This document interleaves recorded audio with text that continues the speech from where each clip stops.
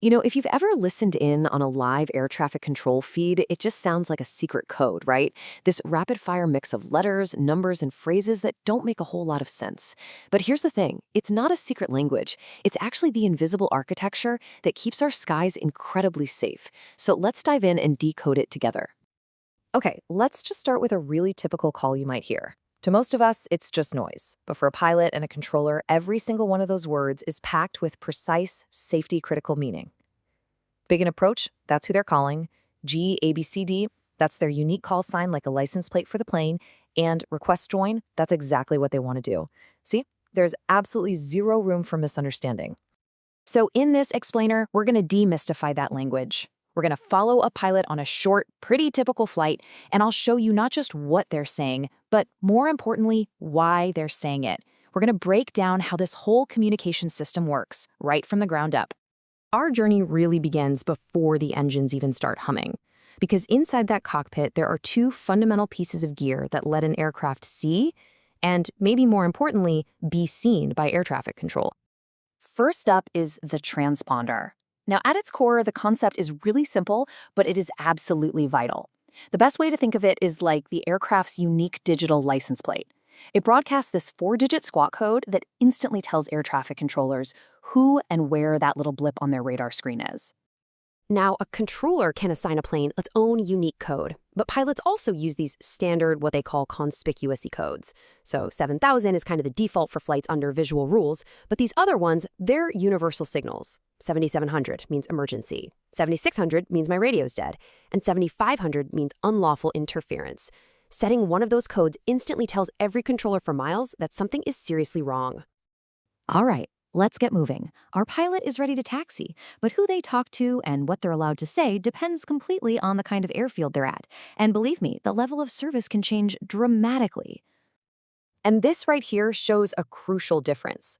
A tower with full air traffic control, or ATC, gives mandatory instructions, things like cleared for takeoff. The pilot has to obey because that controller is actively managing all the traffic.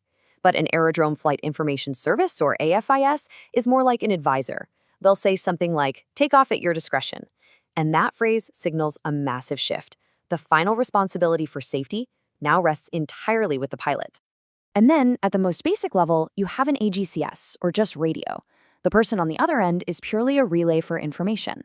In this kind of environment, pilots are essentially talking through the radio operator to each other. They're announcing where they are and what they plan to do. Here, a pilot's main tool for staying safe is just listening really carefully and building a mental picture of all the other planes in the area. Okay, our pilot is now airborne, leaving the airfield behind.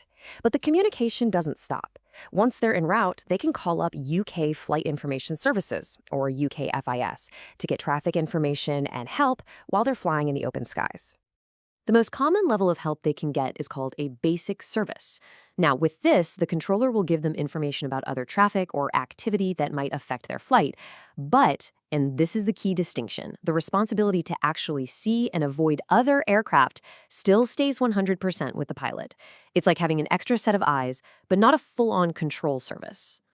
And requesting this service follows this super strict, really logical format. I mean, look at the structure. It's designed for maximum efficiency. In just one short transmission, the pilot gives the controller everything they need to know: who they are, and where they're headed. It just cuts out all the useless back and forth and keeps the radio frequency clear for others. So our pilot's flight is going along just fine, but this whole system of precise language, it isn't just for routine stuff. It is built for the moments when things go wrong. So what happens if there's a serious problem? Well, the system has two main alert calls. Mayday is for what's called a condition of distress. We're talking serious and imminent danger, like an engine failure. It means you need help right now. Pan-pan, on the other hand, is for urgency.